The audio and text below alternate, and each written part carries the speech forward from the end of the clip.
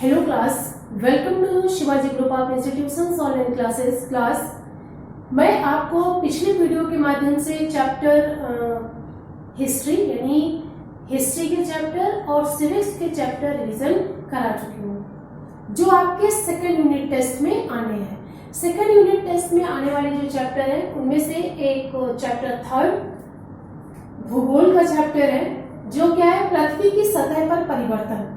पृथ्वी की सतह पर परिवर्तन, तो आप देखते हो कि कभी कभी क्या होता है, जहां पर हम रहते हैं ये क्या है, पृथ्वी की सतह है। यानी पृथ्वी की सतह में क्या होता है, कभी कभी आपको परिवर्तन देखने के लिए मिलते हैं। जैसे आप ये देखते हैं कि पृथ्वी की सतह पर परिवर्तन, किसी जगह पर हमारी जो जमीन है वो ऑलरेडी क्या है, समतल है, कहीं उठे हुए पहाड़ हैं, कहीं पठार है। माने पृथ्वी की सतह में भी हमें कई तरह के परिवर्तन देखने को मिलते हैं। तो पृथ्वी की जो आंतरिक, माने पृथ्वी की आंतरिक शक्तियां, माने पृथ्वी के अंदर यानी जो आंतरिक शक्तियां पाई जाती हैं, अपने भूभाग को स्थानांतरित करती रहती। पृथ्वी के अंदर यानी पृथ्वी के अंदर जो भी आंतरिक शक्तियां, माने आंतरिक शक्तियां जो पाई जाती हैं, वे अपने भूभाग माने ऊपरी सतह को स्थानांतरित करते रहते हैं और नई समुद्र तटीय विशेषताएं उत्पन्न करते हैं। माने जो भी हमारी नई विशेषताएं हैं वो क्या है, समुद्र तटीय विशेषताएं उत्पन्न करते हैं। ठीक है, पृथ्वी की सतह पर, माने पृथ्वी की सतह पर होने वाले इन परिवर्तनों को, यानी पृथ्वी की सतह पर होने वाले परिवर्तनों को दो प्रक्रियाओं में बांटा गया है। माने पृथ्वी की सतह पर जो भी परिवर्तन होते हैं उन्हें दो भागों में बांटा गया है। यानी पृथ्वी की सतह पर समय समय पर परिवर्तन होते रहते हैं और इन परिवर्तनों के कारण, यानी इन परिवर्तनों के क्या कारण है, इन प्रक्रियाओं को दो भागों में बांटा गया है। ठीक है, फर्स्ट क्या है, आंतरिक प्रक्रियाएं। फर्स्ट क्या है, आंतरिक प्रक्रियाएं। माने पृथ्वी के अंदर कुछ ऐसी प्रक्रियाएं जो क्या होता है, पृथ्वी अपनी आंतरिक शक्तियों द्वारा, माने आंतरिक शक्तियों द्वारा जो परिवर्तन होते हैं या जो भी आंतरिक प्रक्रियाओं में परिवर्तन होते हैं वो क्या होती है, आंतरिक प्रक्रियाएं कहलाती है। ठीक है, नेक्स्ट आगे हम बात करते हैं बाह्य प्रक्रियाओं की। तो बाह्य प्रक्रियाओं से हमारा तात्पर्य है जो भी हमारी पृथ्वी में हमें बाहरी यानी बाहरी परिवर्तन दिखाई देते हैं उन्हें हम बाह्य परिवर्तन या बाह्य प्रक्रियाएं कहते हैं। ठीक है, नेक्स्ट आगे आंतरिक प्रक्रियाओं से हमारा मतलब है, आंतरिक प्रक्रियाओं में सबसे पहला क्या है, विवर्तन की हलचल। यानी विवर्तन की हलचल, माने जब कभी हमें पृथ्वी के अंदर यानी पृथ्वी के धरातल पर किसी भी तरह का आंतरिक प्रक्रिया के अंतर्गत भूकंप है, ज्वालामुखी उद्गार है और पर्वतीय जो संरचना है वो विवर्तन की हलचल के अंतर्गत आते हैं। अंडरस्टैंड कि आंतरिक प्रक्रिया क्या है, आंतरिक प्रक्रिया विवर्तन की यानी विवर्तन की हलचल से है और फर्स्ट माने विवर्तन की हलचल के अंतर्गत पृथ्वी में आने वाले भूकंप, ज्वालामुखी उद्गार और पर्वतीय संरचना यानी तीन भागों में बांटा गया है। भूकंप से हमारा तात्पर्य है कि भूमि के धरातल का कांपना, माने भूमि यानी पृथ्वी के धरातल का कांपना तथा थरथराना भूकंप कहलाता है। माने जब कभी आप देखते हो पृथ्वी की सतह यानी ऊपर की जो सतह है वो थरथराने अथवा कांपने लगती है, उसी को हम भूकंप कहते हैं।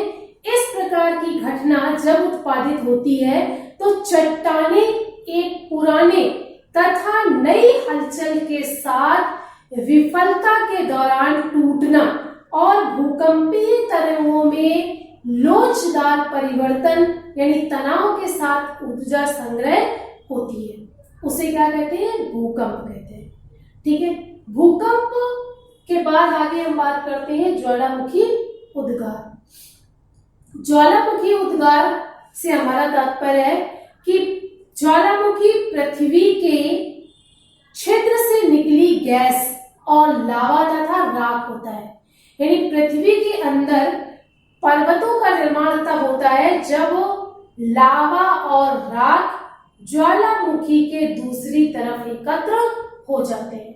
माने जो भी हमारी पृथ्वी के अंदर की जो भी चट्टानें होती हैं वो गर्म होने के बाद उनसे एक लावा यानी लावा प्रज्वलित होता है और पृथ्वी के जिस कमजोर स्थान को ये पाती हैं उस स्थान से ये फूटकर निकलती हैं, जिससे फूटने पर क्या निकलता है, ज्वालामुखी। ज्वालामुखी के रूप में लावा और राख निकलता है। इसे क्या कहते हैं, ज्वालामुखी उद्गार। अंडरस्टैंड।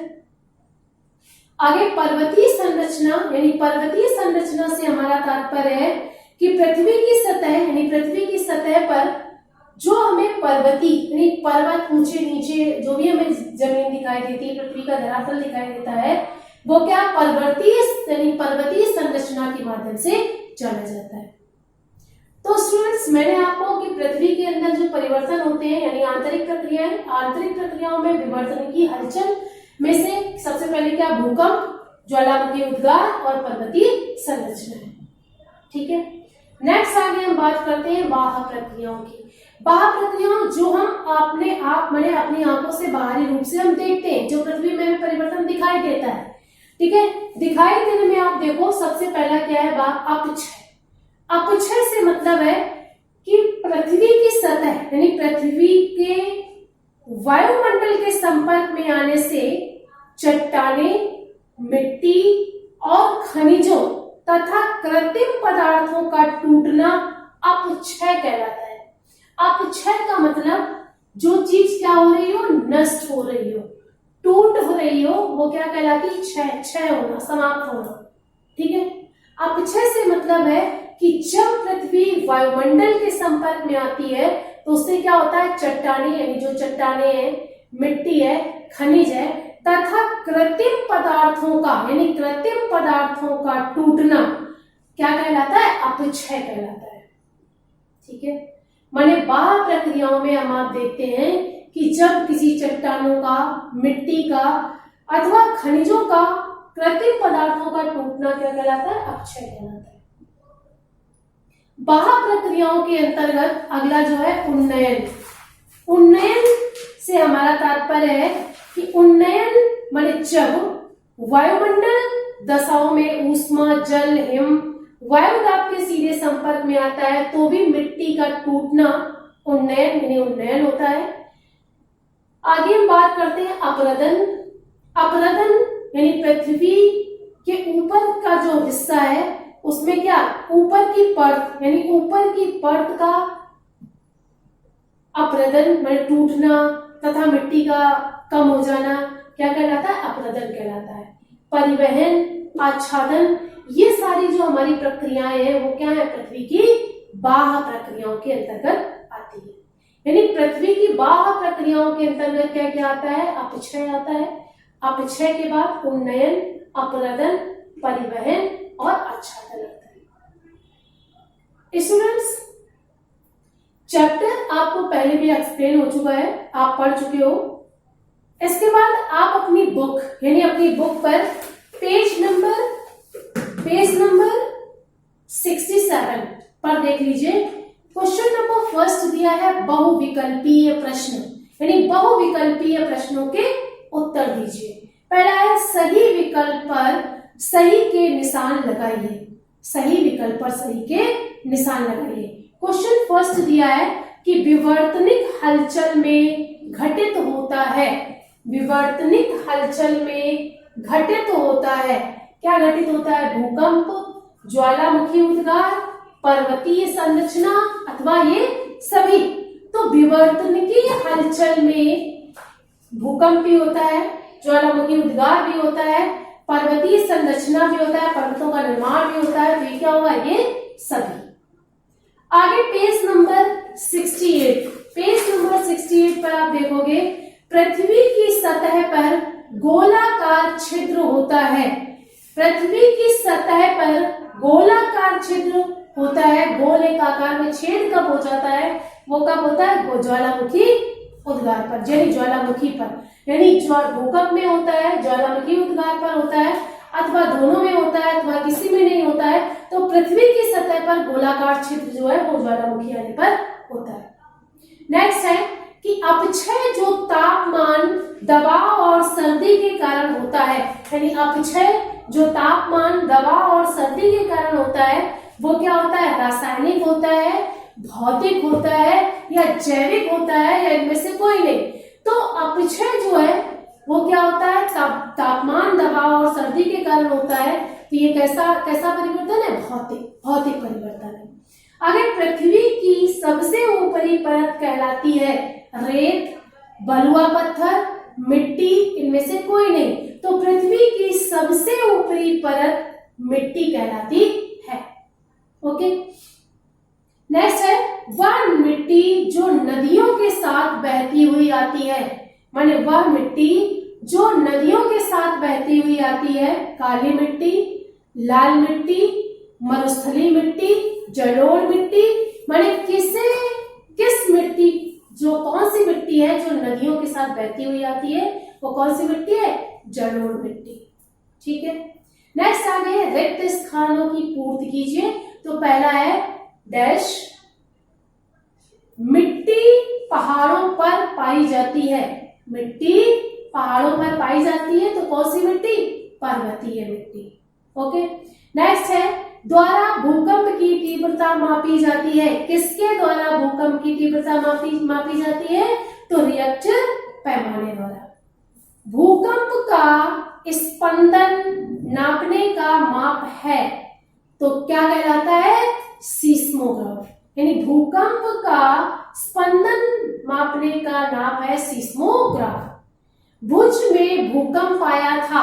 माने भुज में भूकंप आया था कब? 26 जनवरी 2001 में। माने 26 जनवरी 2001 को भुज में भूकंप आया था। नेक्स्ट, वह विज्ञान जो भूकंप की जानकारी देता है।